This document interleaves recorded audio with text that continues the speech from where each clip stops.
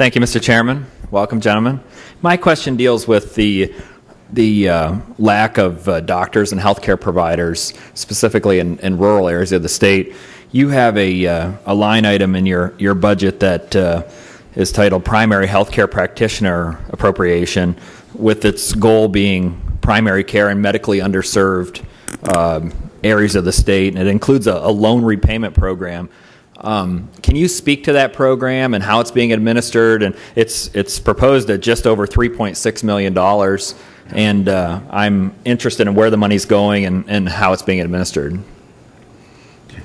As to where the money is going, we can get back to you on that. However, this is something that is also a passion of mine, and I've worked with Representative Baker on this. It's important to reach out to the rural areas and areas that need primary care practitioners, and that is something where I am focused on. I had the opportunity to visit LECOM.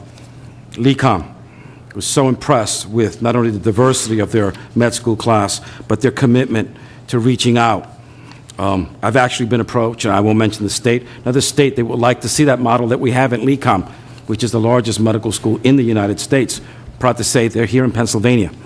But one of the things that I'm also working on to address that issue is I like to see telemedicine. And when I mention telemedicine, I don't mean ever replacing the physician-patient relationship, the laying on of hands, which is so crucial when you're taking care of a patient, actually being there with them. But it's the communal support. It's getting that consult from that specialist or subspecialist that may be in the inner city to reach out to these communities so they can also get benefit from that knowledge that may save lives and improve the quality of life. So these are all important things that I'm working on and I'm committed to. I would appreciate the information if you can provide, where these practitioners are, how these funds are being expended, and through the loan repayment program, where are these providers that are having their loans repaid? I'm particularly concerned with OB doctors in rural areas. I come from one of the most rural parts of the state.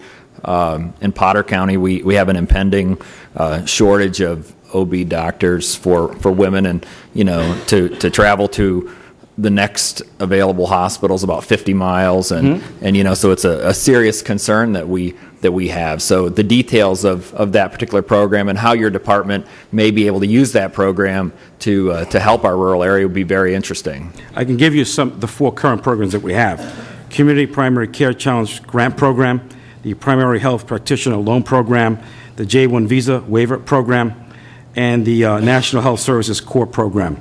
Now, getting to OB, that's of particular interest to me. Where I came from, one hospital overnight decided we're getting rid of OB. The closest hospital was an hour away, an academic state university. I had Hispanic women giving birth in cabs. And I spoke to my dad. My dad was a cab driver in New York for many, many years. He's a minister now, went to seminary at night school and spent many years doing that.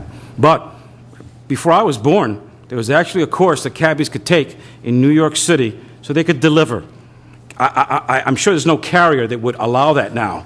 But I jokingly mentioned to the legislature where I was before, so what are we going to do now? Start certifying cabbies to deliver these children in the cabs? And on top of it, we don't have the old checkered cabs, which are like a small waiting room from back in the 50s. So it's a particular concern to me to see this. So it's happening here, and I'm here, and I'm concerned about it here, but I'm just letting you know it's happening around this country, and it's something we need to start addressing.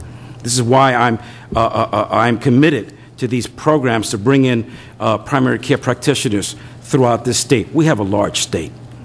I guess one of the reasons I raise it is because, and I'll use Potter County as an example again, the one hospital in Potter County, designated as a critical access hospital, very rural area, as I said, has an impending shortage of OB services, and to travel to the next nearest hospital would be 50 miles in any direction. So wanted to raise that issue with you, and if there's anything that we can do through the program, through the appropriation that you have to assist in that rural area, that would be very beneficial. So. And I appreciate that, and if you allow me, I would like to visit with you.